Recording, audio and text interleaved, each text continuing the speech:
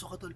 Ma, may kasama ako kaklase ha. Kunin ko lang gamit ko sa taas. Tol, kunin ko lang gamit ko. Alis na tayo. Ha? Sige na, bilisan mo lang. Okay.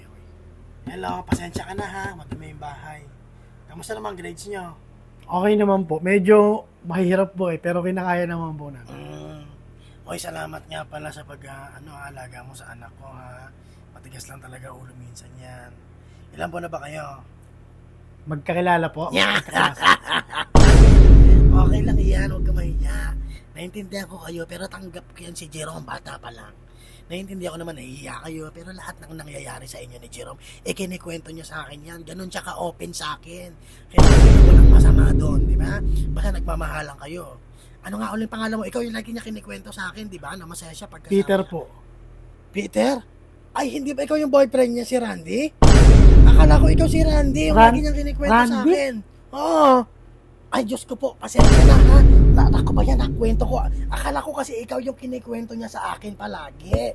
Na nakasama.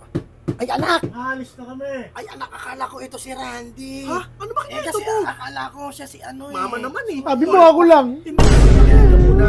Ay, kasi sinasabi ko, sige mamaya lang ito. Makinig ka. Sige, Hawakan. Saan?